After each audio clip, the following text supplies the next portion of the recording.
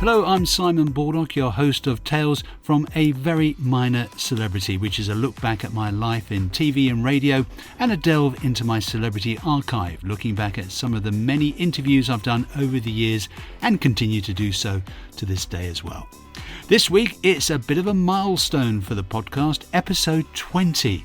So I've decided to have a short break. It's okay. I know there'll be weeping and a wailing and a gnashing of teeth with that bombshell. But do not fret, it'll only be a couple of weeks or so, which gives me time to recharge the batteries, sort through some more celebrity interviews and decide which way I'm going to take this podcast in the future. This week, it's the last in the series of interviews with some of the great musicians and singers I've spoken to over the years, and we're going out with a bang.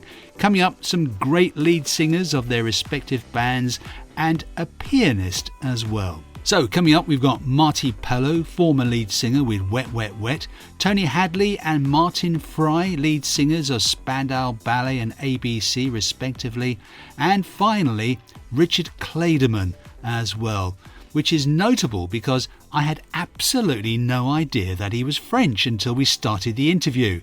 That was a bit of a surprise and a great example of what can happen when you don't bother to research your guests. But first, Judith Durham, lead singer with The Seekers, before going off to do her own thing, and who sadly died just a few days ago. The Seekers became the first Australian pop group to achieve major chart and sales success in the United Kingdom and United States, and have sold over 50 million records worldwide. Judith Durham left the group in mid-1968 to pursue a solo career. In 1993, she began to make occasional recordings and performances with The Seekers, though she remained primarily a solo performer. On the 1st of July 2015, she was named Victorian of the Year for her services to music and a range of charities. We chatted in 2003 when she was embarking on her 60th birthday tour, which included a sellout concert at the Royal Festival Hall in London. Yes, that's right. And privately, we're going to cap the evening off by sailing up the Thames on one of the little boats to go. We're going to have a midnight cruise. Yes, it'll be just delightful for a few of my very special people. But I know many of the fans are going to come to lots and lots of the concerts around the country. It's just mind-boggling the number they're going to come to. So we've tried to make sure that they're aware of all the dates. And actually, I should mention I've got a website so that everybody can sort of find out all the details, because there's quite a lot to talk about, as far as all the 35 dates go. Yeah, so that's judithdurham.com, of course, yes. Yeah. So, you've been in the business now just a few years. You must have had some, huge highlights. Just going back over your career, what are some of the big highlights for you? Oh, well, certainly the years with the Seekers were absolutely brilliant. We arrived here in 64. We had our first hits in 65. And reaching number one with our first record was mind-boggling. We didn't expect that to happen at all. And it changed the course of our life, though Tom Springfield then kept producing us and writing wonderful songs. Yeah. Georgie Girl being a very big hit because, of course, it was number one in the USA as well as here and in Australia and everywhere. And recently Lynn Redgrave, who starred in the film Georgie Girl, actually wrote a foreword for the book, for the biography. So that was a wonderful thrill to have her do that. So, yeah, and I guess the major highlight for me was meeting my dear husband, who sadly died in 94, but we had 25 wonderful years of marriage, a lot of lovely concerts. We shared very much musically, a great variety of stuff, becoming a writer and, of course, with his encouragement, attempting all sorts of things with our shows and recordings, living in all sorts of different parts of the world, very exciting. And my 40th anniversary tour was in Australia in 2001, but this is the first time I've toured in England for 7 years. So this is a major highlight for me, absolutely. Why 7 years? Why has it taken you 7 years? Well, there have been a couple of Seekers reunion tours in that time, and it's just been a very busy period with the solo touring also in Australia, doing a couple of different albums with the Seekers. So, yeah, it just hasn't really been time to do it. But Nick Wilson is the promoter who's brought me over for this tour. And I must say it's just been a joy to come here and to have the welcome that I've been given. Well, it's great to have you here. I just wish you'd brought some of your Australian weather with you. Yes, I think you had it all before I arrived, didn't you? Dear me, I do apologise. No, look, honestly, Melbourne's very changeable too. Is it? Oh, definitely. I mean, we do have a lot of rain and it's a bit of a standing joke as far as Melbourne goes. I mean, Sydney's got the reputation for the great weather, and Queensland too, where I lived for some years. Yeah. But, yes, no, I'm used to Melbourne. I've had some very sweltering summers here in England, Well, I must have missed them. No, right. No, when I was here in 96, it was a very, very warm summer. And 95, I was recording another album. I was doing Mona Lisa's. Yeah. And all of that summer was very, very warm. So maybe London shone, but not so much in your area. Who knows? Yeah. I just wanted to know, what's it like being Judith Durham? Are you constantly reminded about your time with the Seekers? And, when people meet you, is that the first thing they say to you? Yes, it is. And for a number of years, I found it as a source of frustration. Yeah. Now I find it as a wonderful sense of coming the full circle, having created something that people treasure so many years later. I regard as a tremendous honour. So I have a different view of it now. I sort of regard it as, it's like part of me. I know it's the group, but it feels very much part of me as a person. And I can share that with the fans so intimately because they've told me their stories and how the songs interrelate with their lives. So in the concerts, I'm doing all the main hits, of course, and but I can also do songs that I've written recently, and people are very, very much appreciative of that. And they love to hear about my years when I was in jazz, so I do a few of those tunes as well. Mm. So it's being Judith Durham is a very there's a sense of responsibility attached to it, I suppose you could say, a sense of the opportunity that I'm given to create something even more now, where it's ongoing, where new songs are coming up and new albums, where the songs have a lot of meaning for people on an emotional level and being uplifting or whatever. In fact, in the Hold On To Your Dream album, there's one song which was singled out for music therapy not long ago at a big world conference they had here in England. So it's really started making me feel that I have a sort of a role to play. It's a goal now that I can really work towards because I'm able to create things which really are helping people. So it's sort of gone beyond the entertainment side of things. And that's the song on the album is It's Hard to Leave, by the way. And I was going to ask, yes. Yes, it's been used in palliative care as well as music, in music therapy, but also at funerals as well. And even though it was written as a song of farewell initially when I first wrote it. Mm.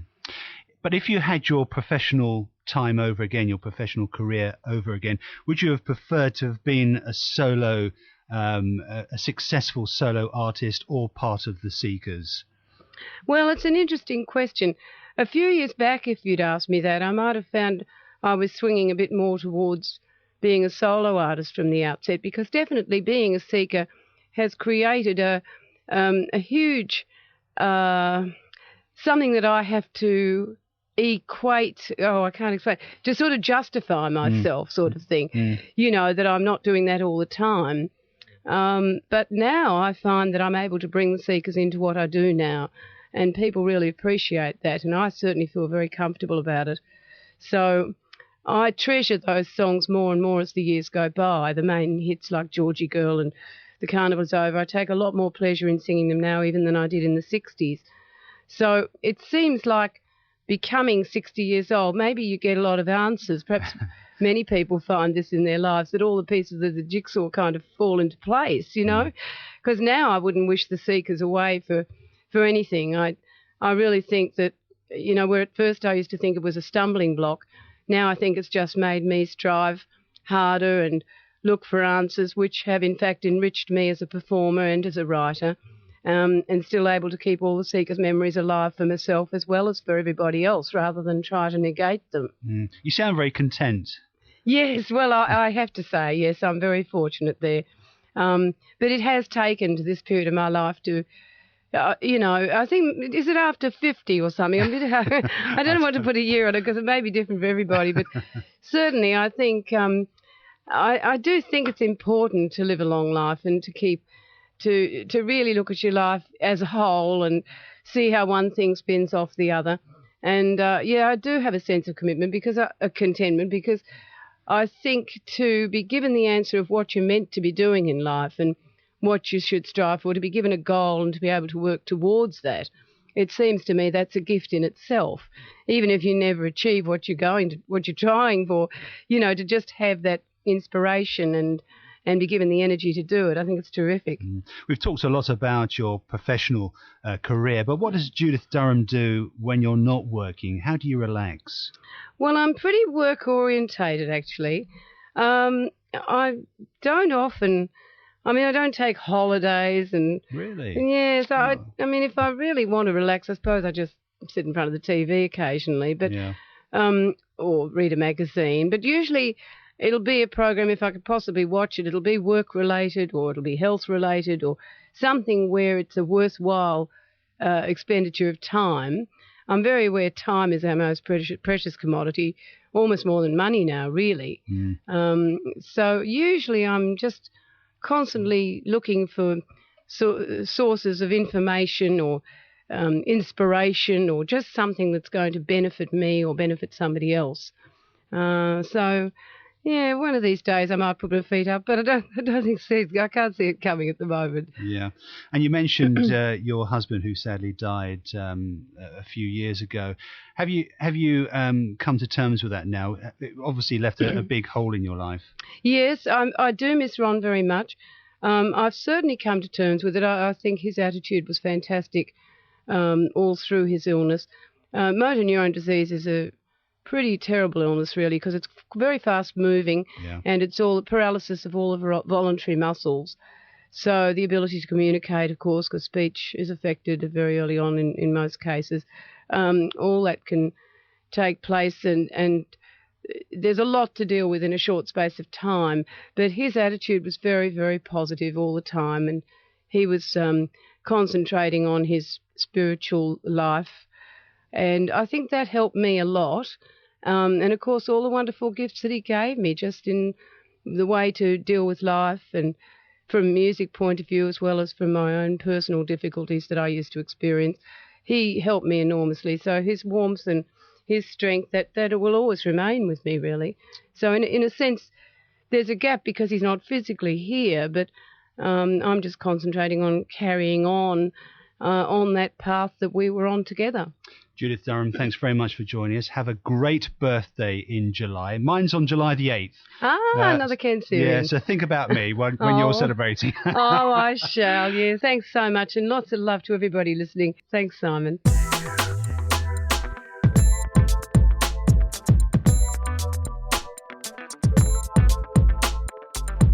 Judith Durham.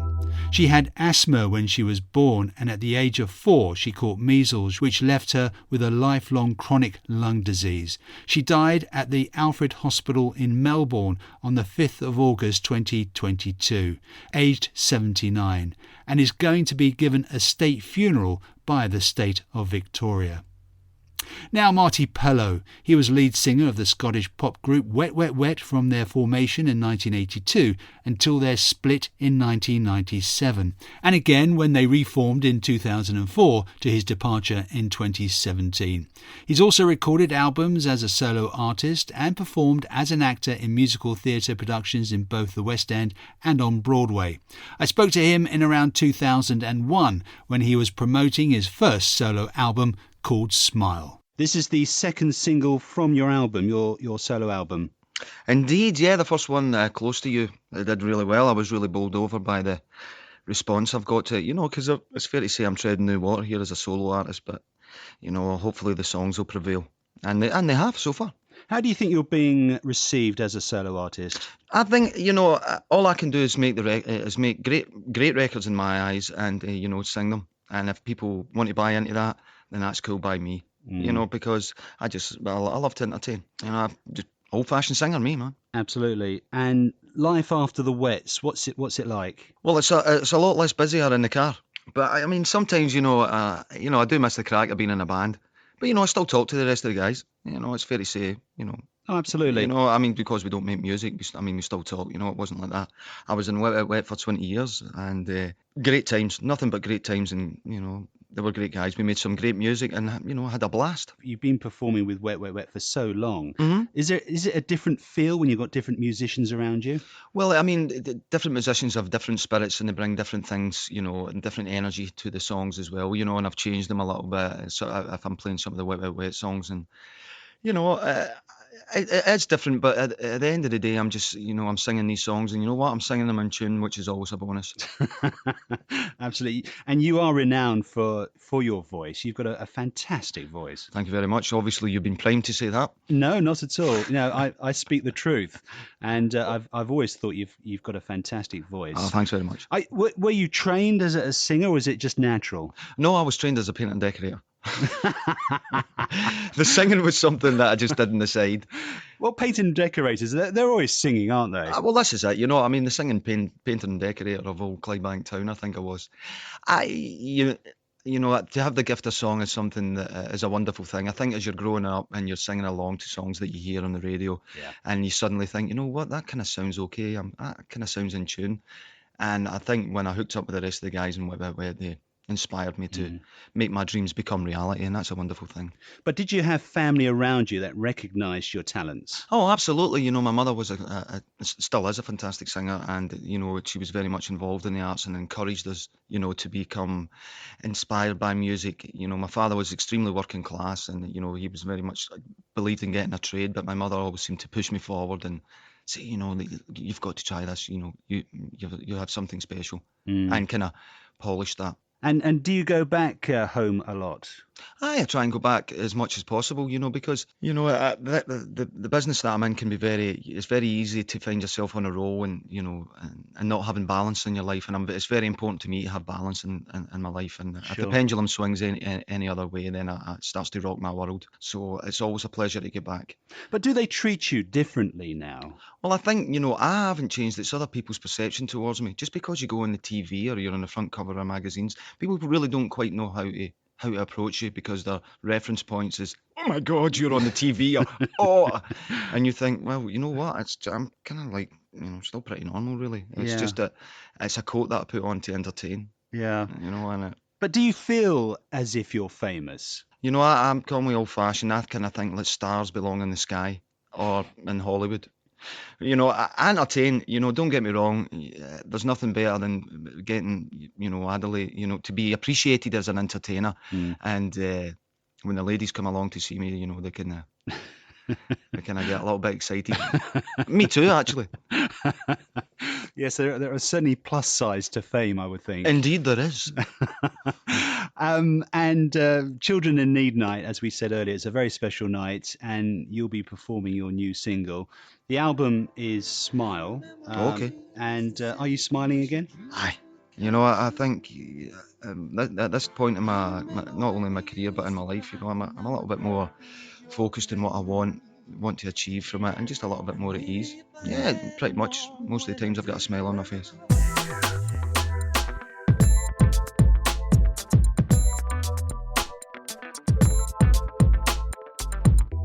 Marti Pellow.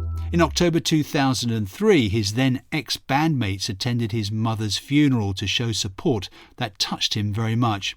I thought it was a powerful gesture, Pellow said. Moments like this put things into perspective. It wasn't all about music. It was more about the kinship between us. I remember my mother once saying, maybe Wet Wet Wet will get back together again one day. She must have had a wee vision.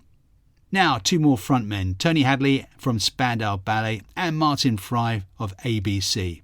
Back in 2005, the two men set off on a tour called Tony Hadley versus Martin Fry, with the two men sort of facing off, singing all their greatest hits as well as duetting on songs as well. It's a concept that's come over from the Reborn in the USA TV series that I did. myself and Pete Cox, we've been friends and from many, many years, and it was Tony Hadley versus Pete Cox and Go West. And the tour was really successful, had a great time. Cox is, a great friend of ours anyway.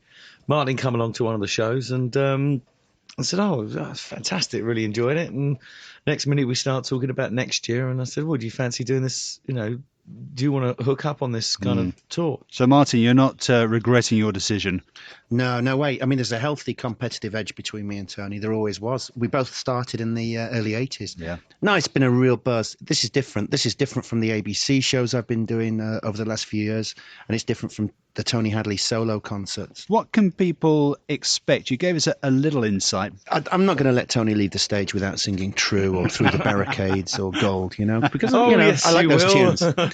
And when he pulls out one of those hits, I'm gonna. It's a game of poker. I'm gonna throw in Poison Arrow, The Look of Love, When Smokey Sings, All of My Heart. But we also get to duet on Sammy Davis Jr. tunes, Bowie tunes, Stevie Wonder tunes, contemporary songs like The Reason by Hubba Skank and New Radicals tunes. There's a whole combination of stuff. We've worked hard to make a kind of fluid, flowing show that's going to be interesting and highly entertaining, a glitzy show for everybody. Singing the duets, because you were both lead singers with your respective bands, did you have to get used to each other's style? It's kind of different. I'm used to making all the decisions in my setup, and I know Tony is. It's like two benevolent dictatorships meet. At first, I thought it was like Thierry Henry and benevolent dictator. Ruud van Nistelrooy playing on the same side, both trying to score as many goals as possible. Yeah. But we're kind of getting there. It's originally when we first started. Do you remember, Tony? We were kind of picking songs around my place in my kitchen. Were there any arguments when it came to choosing the songs for the duets? Not at all, actually. I mean, it really was, as Martin said, we sat round his kitchen table. I threw in ideas, Martin threw in ideas. Obviously, we knew we had the brass section, so we had that in the back of our minds anyway. And I think the collection of songs that we've got are pretty dear to our hearts. I know that sounds a bit kind of schmaltzy, but they're really great songs that we both connected with quite heavily.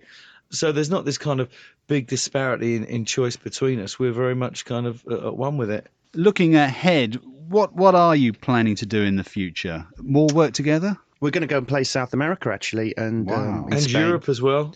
I'm just finishing off a new record at the moment. I'm just writing some more songs. Oh, excellent. No, I've heard the stuff at Martin's new stuff is really good. Sounds great, actually. I've heard it. Yeah, I've finally decided. I've recorded loads of contemporary things in the studio.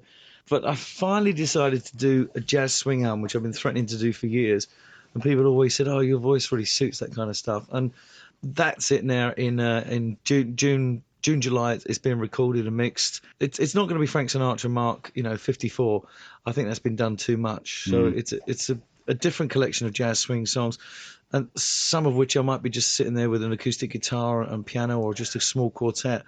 And some will have a big band feel, but it'll be more kind of 60s swing based. That's sort of in vogue at the moment, isn't it? I tell you what the problem is with it. I mean, I grew up listening to that stuff because my parents loved it. Yeah, that's what they bombarded me with as a kid, and I love Sinatra, the Bennetts, Mel Tormes, Ella Fitzes of this world.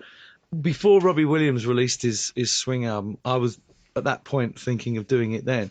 He released that, then the Pop Idol Mob released one.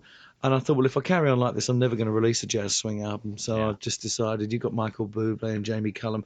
I thought, Hadley, just get on with it and just do it and be done with it. It was the golden age of songwriting to some degree as well. I think that's partly why people are dropping back to the late 50s, the early 60s. There were some great songs then. Yeah, absolutely. And Tony, you flirted with acting a bit. Did I see you in Where the Heart Is or one of those? Sunday Down to Earth. Down to Earth, that was it, yes. Well, the original theme tune for that I co-wrote, and because they've changed the theme tune. I saw it on Sunday night and they've changed it. I thought, I've got to tell you, I think my one's much better than the one they got now. Oh dear. But you did pop up in it in one episode. Yeah, well, they asked me, did I want to do a bit of, did I want to appear in it? I said, oh yeah, anything for a laugh, Before I know it, I've got a script and I'm part of the main, character in it. Pretty terrifying. Never done any acting before, so it's pretty terrifying. But once I got down there and the nerves disappeared, I absolutely loved it. No, I fancy doing a bit of acting. I wouldn't mind having another go. And Martin, what about you? ABC made a film called Man Trap with Julian Temple, the film director. Yeah. And that was a bit awe-inspiring at the time. I think that's put me off for life, really. You show up and you realise you've got to learn lines. It's not quite the same as being in a pop video. One of the journalists here, Shani Ryan, she asked me to say hello because she studied her A-levels listening to ABC and Spandau Ballet. It must be nice. It meant so much to people, your music, both of you. I don't know about Martin, but I still get letters, and every now and again you get someone who comes up to you, or get a letter that says that this, I was in hospital, I was going for a really hard time and everything, and gold, they say that pulled me through a really bad time, or that, I remember making love to True or something, it's quite a compliment, actually.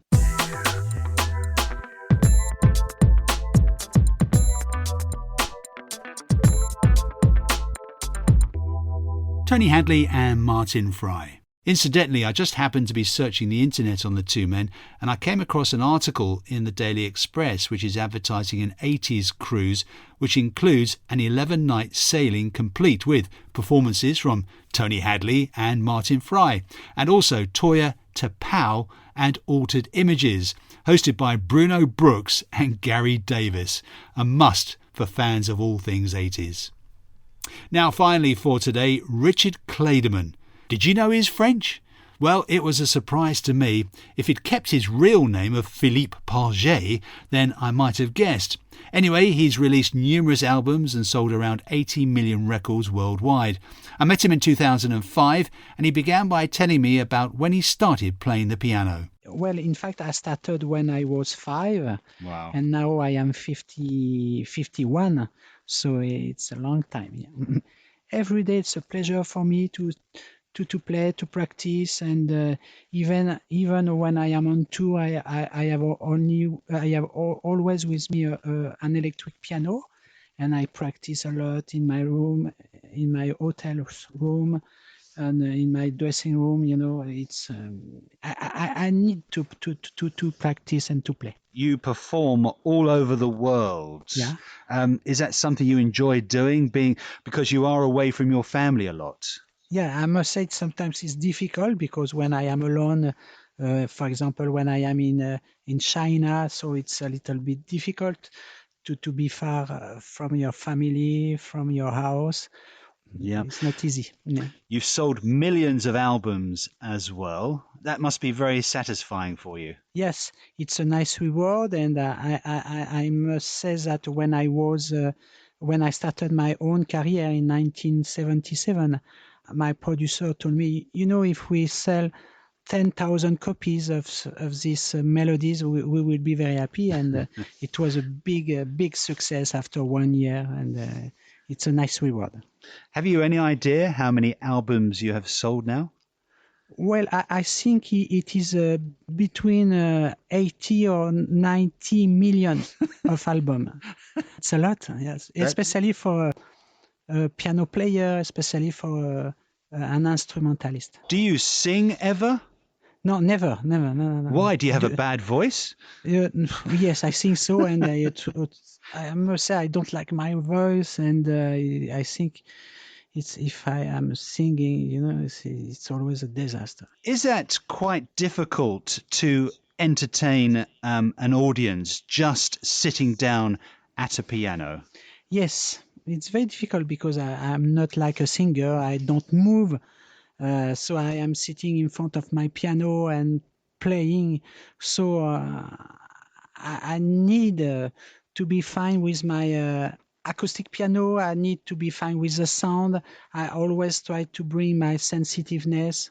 So it's difficult because you don't move. But that's why I need nice melodies, and I need to play the best I can. The future, Richard, what is the future? Are you going to keep on touring, keep on recording? Yes, I have different recordings to do, and also I have lots of concert tour. After my UK tour, I'm going to Japan for 1 month, and after I'm going to Canada. I have 10 days in China in September. So I have a busy schedule. But you must be so rich by now. You could slow down if you wanted to, spend more time with the family. but it's difficult to say. But when you have lots of money, you have to pay lots of taxes in France, you know. Yeah. So you have to work a lot, you know. So it's the tax man's fault. Yeah, exactly. Yes, we will blame the tax man. Yeah. When you are at home, what is family life like for you? Well, I try to spend time with my son. Now he's 20 years, you know, but he's still at home, and so I try to go with him for shopping. He's a great fan of basketball, and he plays basketball. And when I am at home, I go with him, you know, and also I try to stay with my wife and to stay with my, I have a dog, you know, and we spend good time together. Have you taught your son to play the piano? No, because he doesn't like too much the piano. Don't know why, but I know that it's like that, you know, and he prefers to play basketball, to do sports, and so. Does that make you sad? No, not really. No, not at all. Not at all, not at all. No. One pianist is enough in the family. Yeah, exactly. Yes. And how many pianos do you have at home?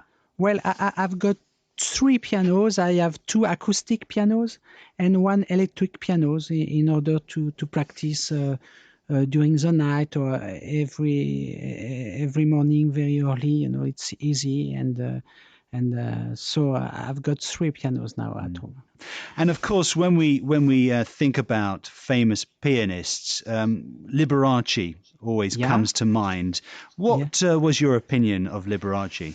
But at home, I've got different tapes from Liberace music, you know, and I've got 1 concert of him, and I must say he was a great piano player, and with lots of jokes on stage, and I must say he's a very good piano player. He was able to play pieces that I am not able to play, because sometimes he play with lots of things on the keyboard, you know, a little bit funny. So, but I have a great respect for him. Yes. And do you, when you're at home, do you let your hair down and play rock and roll and really heavy numbers like that? Not really at home, but for example, during the sound check with my French musicians, sometimes we have a little bit fun together for 5 or 10 minutes, you know, and it's okay. Yeah, yes.